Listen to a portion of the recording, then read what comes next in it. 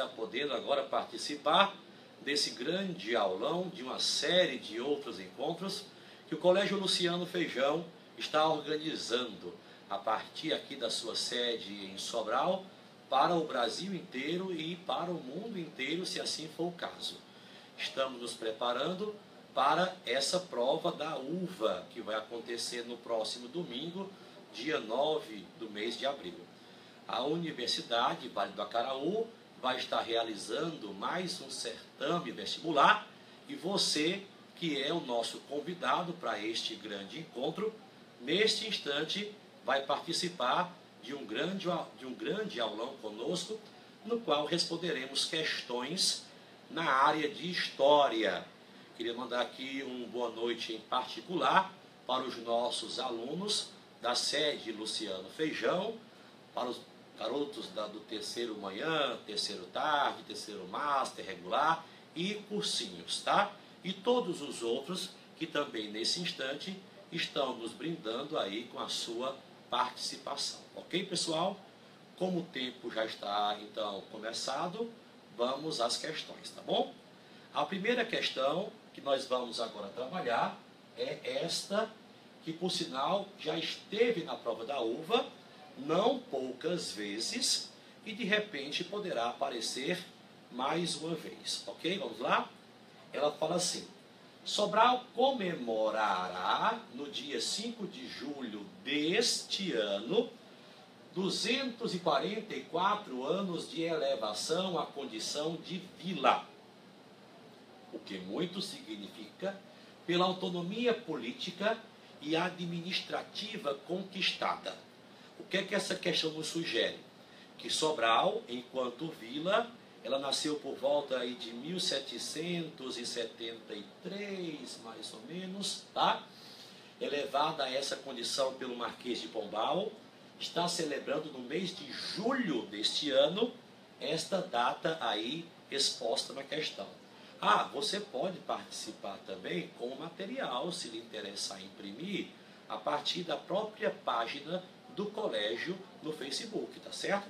Então, pessoal, a pergunta é a respeito da história de Sobral, que é um tema recorrente nas provas da uva, podemos afirmar corretamente o quê? Item 1, pessoal. A fazenda Caiçara foi escolhida como a sede do Curato do Acaraú, província religiosa, Curato, onde atendia o cura, o padre. Isso em 1742, originando o processo de implantação do povoado. Olha, pessoal, a opção está certíssima. Todos sabemos que Sobral nasce nas suas origens lá do século XVIII como uma fazenda intitulada Fazenda Caiçara. Isso lá pelo ano de 1726. O que é que esta questão você não pode esquecer? É que o nascimento de Sobral se dá a partir da expansão da pecuária bovina. Porque no século XVIII, não só Sobral, mas toda a província do Ceará Grande está sendo consolidada a sua colonização a partir da expansão da pecuária bovina extensiva. Então, Sobral, às margens do Acaraú, a segunda maior bacia hidrográfica do Ceará, só perdendo em extensão e volume para o Jaguaribe, representa, assim, um momento riquíssimo da história local. E é em torno desta fazenda, o epicentro de Sobral, digamos assim, o epicentro histórico e social de Sobral, que vai se formar o então povoado, para que lá na frente, com decisão do Marquês de Pombal, Sobral seja elevado então à vila, tá bom? Opção 1 está certíssima, ok? Opção 2. Ao redor da matriz, opção 2, e mais tarde da Capela do Rosário, surgiram as primeiras casas da povoação. Essa opção não é nada difícil de entender porque ela está correta. Porque, na verdade, pessoal, e isso é em todo o Brasil colonial, as povoações mais antigas eram erigidas exatamente em torno da Capela Matriz. Se você observar, em todas as cidades coloniais do Brasil, essa Capela Matriz, em cuja frente sempre haveria uma praça, é no seu entorno que eram criadas as cidades mais antigas. Então você, aluno internauta, que está se preparando com o nosso colégio Luciano Feijão para essa prova da uva, especialmente nossos alunos, não esqueçam, tá bom? Os povoados antigos da colônia tinham no seu entorno da matriz as casas de moradores mais antigas e com Sobral repete-se a mesma história. Opção 3, ok? A sedição de Sobral, tema importante, em 1840 coincidiu com o governo do presidente José Martiniano de Alencar. Pessoal, atenção neste item, tá? Coração batendo firme, que vai dar certo. Essa sedição de Sobral está inserida naquelas outras revoltas em que o Brasil imperial, durante as regências, foi envolvido. Lembram-se? Balaiada, farroupilha, cabanagem, sabinada e sedição de Sobral. O ano era 1840. Na verdade, o Brasil já tinha sido oficialmente agora segundo reinado, porque essa sedição foi em dezembro. Vou tentar te resumir o que foi ela, tá bom? Aqui em Sobral veio um destacamento lá de Fortaleza para poder guarnecer esta região até a Ibiapaba, pois havia rumores de que revoltosos da balaiada que acontecia lá no Maranhão já estavam chegando ao Piauí e a estas cercanias. Proteger Sobral e vizinhanças, portanto, era essencial. O problema é que essas tropas que vieram a Sobral, em vez de manter a ordem, optaram em simplesmente rebelar-se e tomar o poder local. O próprio presidente da província, José Martiniano de Alencar, que por acaso vinha a ser o pai do escritor, que leva o mesmo nome do pai, teve que vir a Sobral para tentar, com seus homens, conter essa tropa rebelde. E a elite sobralense apoiou o comando da província. O Alencar teve o apoio da elite local. Nesse choque que houve então entre rebeldes e sobralenses, que apoiavam o Alencar, eis que os rebeldes derrotados, Alencar elevará no ano seguinte Sobral à condição de cidade, não mais vila. Então, em 1841, Sobral será elevada à cidade com o nome de, grave, Fidelíssima Cidade Januária do Acaraú. Nome comprido, né? Fidelíssima Cidade Januária do Acaraú. Para que no ano seguinte, por pressão popular local, voltasse a chamar-se apenas Sobral. Então, o item 3 também está corretíssimo. O item 4 nos fala a Diocese de Sobral, gente, opção também repetitiva, tá? Na uva. Foi criada pelo Papa Bento XV. Olha que ano simbólico. Em 1915, Papa Bento XV, um ato antes de sagração episcopal, um ano antes da sagração episcopal de Dom José Tupinambá da Frota. Opção também, pessoal, certíssima, tá bom? Então, se vocês se ativerem a esses itens que trazem temas recorrentes na prova da uva, acredito que as chances de repetir o acerto serão grandes, tá bom? Então, nos resta aí, pessoal, que todos os itens estão certos. Logo, a opção marcar-se é a letra D de dado. Questão número 1, História de Sobral. Questão 2, pessoal, nos fala o seguinte. A partir do século IV a.C., iniciou-se a decadência da Grécia que pode ser atribuída entre outros fatores. Vamos aos itens. Primeiro, a invasão de povos bárbaros, como eólios e dórios, vindos do norte da Europa. Alunos do terceiro ano do Colégio Luciano Feijão e também dos cursinhos viram esse assunto recentemente. Grécia. Também vimos que esses povos aí citados, na verdade, deram início, começaram a história grega, lá no período homérico. Então, eles não podem ser responsáveis pela decadência da Grécia. Opção mais do que absurda. Opção B. A Grécia decaiu por conta da construção da polis, que impediu o florescimento da democracia na África. Opção absurda. Opção erradíssima, estapafúrdia. Bem de bola, pessoal. As polis, elas são a própria identidade da história grega. A Grécia e principalmente a democracia grega se devem, em grande parte, às cidades-estado, também chamadas de polis, quanto menos na África. Esse África aí, então, matou a opção, tá? Pessoal, nos restam, então, as letras C de casa ou D de dado. A Grécia caiu por conta da falta de unidade política e as contínuas lutas entre as cidades-estados. Seria essa, pessoal, a certa? Não sei. Letra D de dado.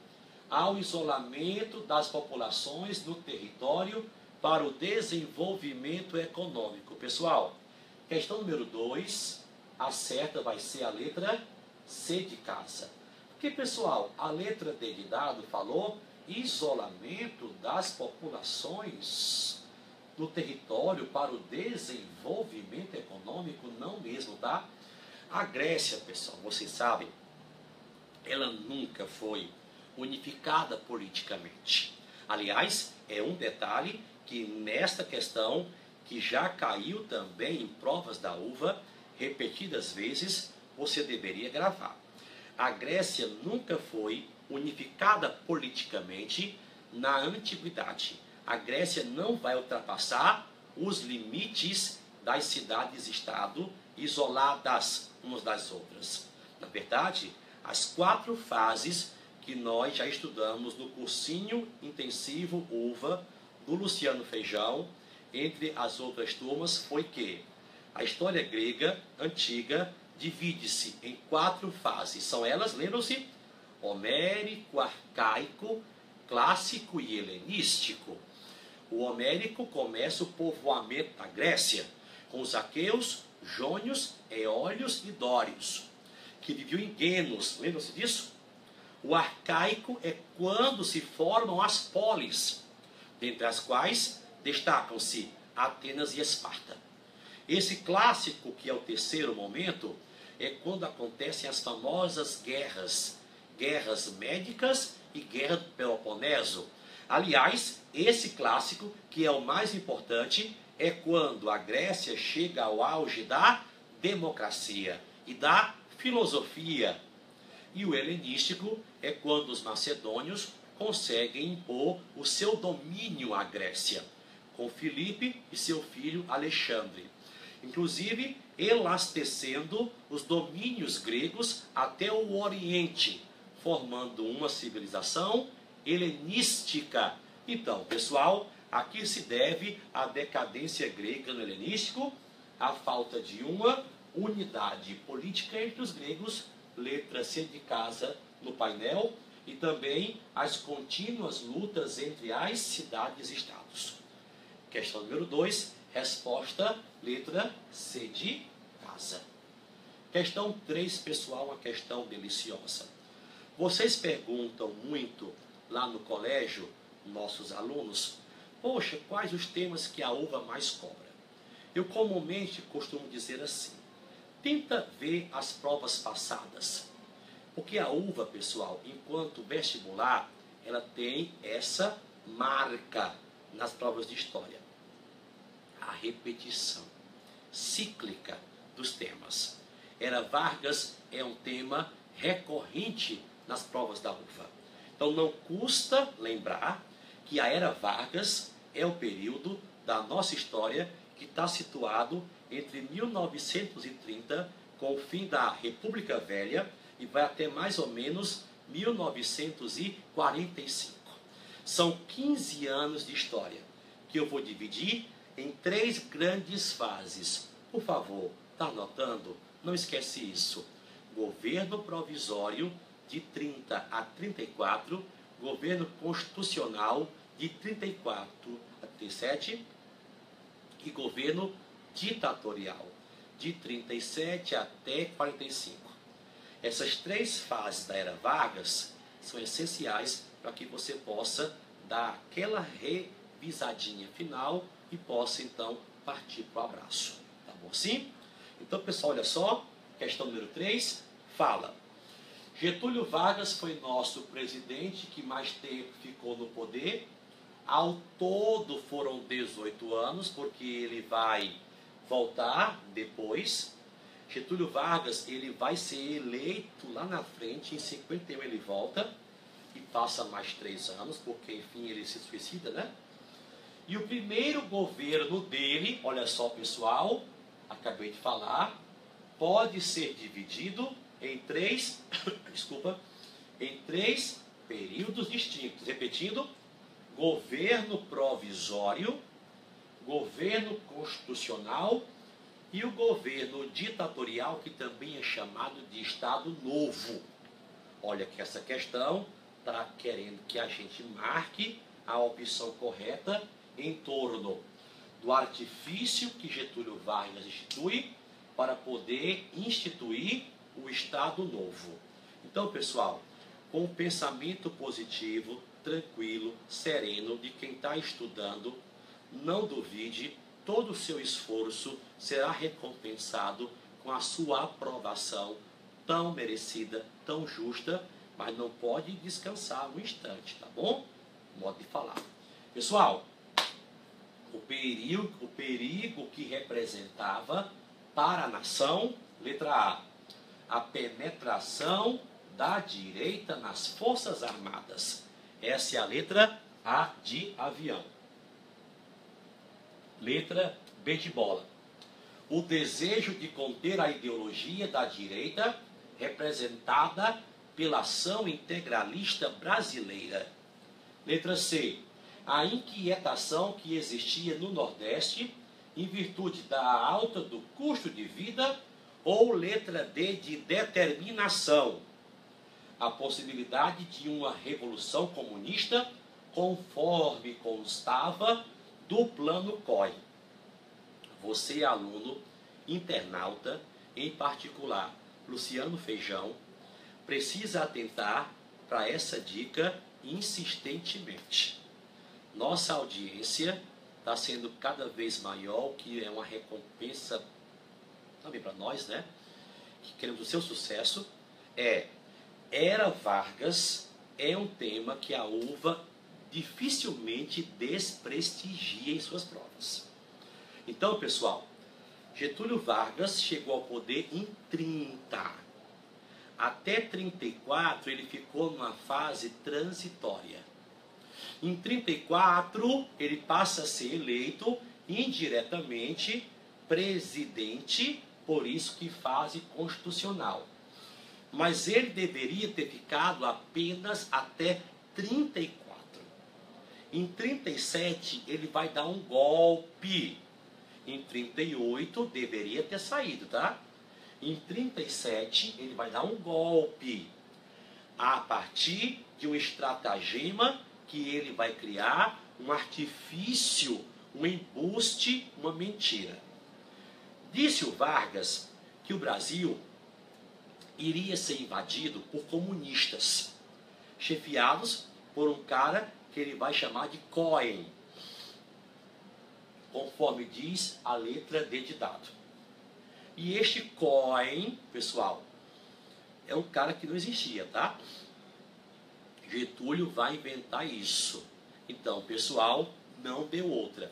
As eleições presidenciais que estavam marcadas para acontecer foram suspensas. A própria Constituição de 34 também foi dissolvida, foi extinta. Getúlio já tinha um projeto guardado na gaveta. Em 37 ele já lança a Polaca, não esquece isso, Polaca. A Constituição de 37, a Polaca, inaugura juridicamente esse novo momento jurídico do país e político, que é o Estado Novo. Pelos próximos 8 anos, Brasil não terá, pessoal, nem poder legislativo. Não haverá câmaras municipais, assembleias em estados e nem o Congresso Nacional. Getúlio nem vice-presidente tinha. Por isso que quando Getúlio vai sair do governo, em 45, ironicamente, derrubado por um golpe, pois ele chegou ao poder por um golpe, ele vai ser um cara que não tem vice. Então, pessoal, são 15 anos de nossa história, esse primeiro governo Vargas, que a uva, pessoal, dá uma atençãozinha grande. Então, por favor, dá aquela revisada, porque vale a pena, ok? Não vale esquecer também, esquecer que a era Vargas é uma fase marcada pela industrialização do Brasil, pela urbanização também pela qual passou a nossa sociedade. Getúlio vai extinguir todos os partidos em 37. Brasil, embora fosse um país ainda agroexportador, até os anos 40, ele vai conseguir firmar-se como uma nação industrializada em plena Segunda Guerra Mundial. Então, esta foi a questão de número 3. Quarta questão e penúltima da noite. Pessoal, uma questão maravilhosa, tá bom? Vamos lá? A escola filosófica, alguém deve estar do outro lado falando que esta é a cara da uva, não tenha dúvida, tá? A escola filosófica positivista surgiu em meados do século XIX, sob a orientação de Augusto Comte. Leia as afirmativas abaixo referentes ao positivismo. Observe você que até a estrutura da questão com itens em algarismo romano traduzem esse perfil de como a prova da uva cobra esse tema. Positivismo, tema que a uva repete bastante. Fica ligado, tá bom? Desculpa. Primeiro, para Comte, havia 3 etapas a serem alcançadas na evolução natural dos estados: o teológico, o metafísico e o positivo, que corresponderiam, de um modo geral, ao escravismo, ao feudalismo e ao capitalismo. O item 1, pessoal, tentou fazer uma relação entre o pensamento de Comte e os contextos históricos aos quais ele atribuiria a sua famosa lei dos 3 estados.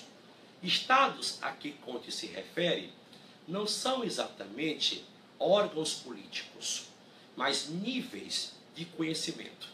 Para Comte, haveria um momento em que os homens explicariam tudo de uma forma muito mística, muito religiosa, ao que ele chama de teológico.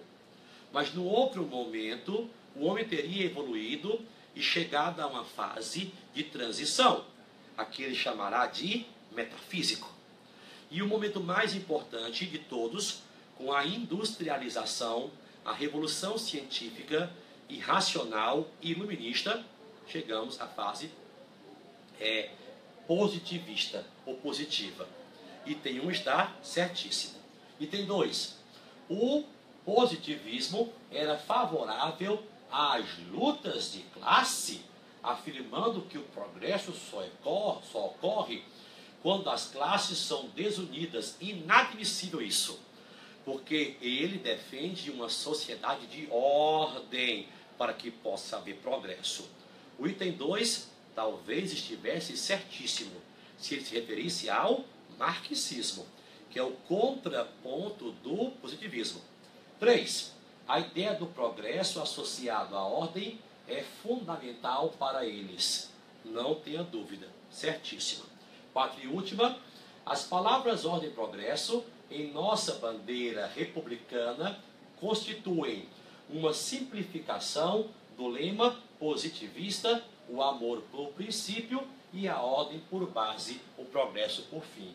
Pessoal, questão número 4, resposta certíssima, vai ser apenas os itens 1, 3 e 4, letra C de caça, tá bom? Então, pessoal, a nossa última questão por hoje, tá?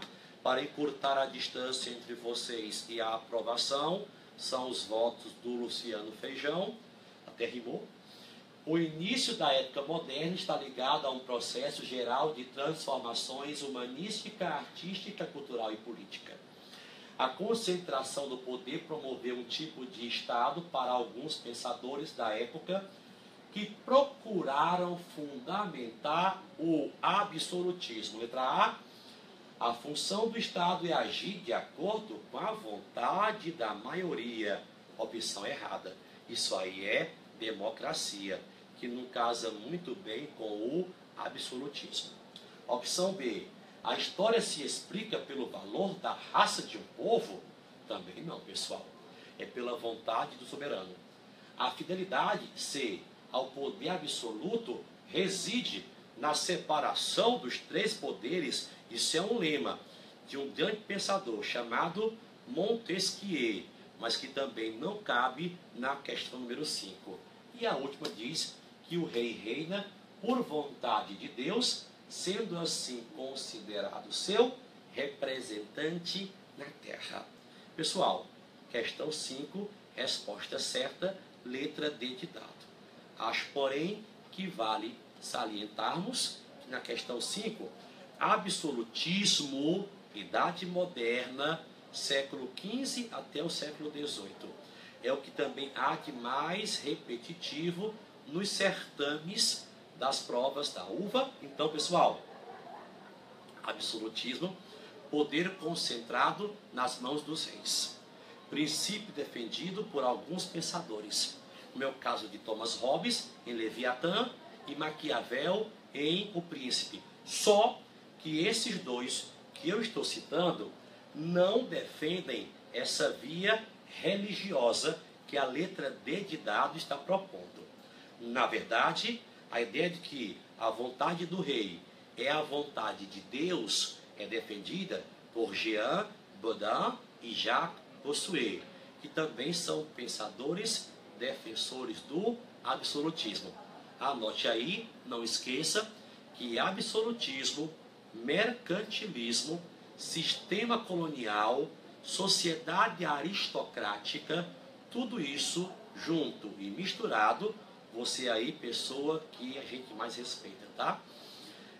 Fazem parte de um contexto histórico chamado Idade Moderna ou Antigo Regime, do século XV até o século XVIII, quando este mesmo antigo regime vai entrar em colapso, vai entrar em queda. Então, pessoal, olha só, essas 5 questões foram opções com base nas quais tentamos repassar para vocês dicas preciosas pertinho da prova da UVA para que vocês pudessem, então, ter bastante sucesso, ok? Pessoal, então, a questão número 5, a resposta certa vai ser a letra D de dado. Um abraço cordial para vocês e até uma próxima, quando soubermos que vocês passaram.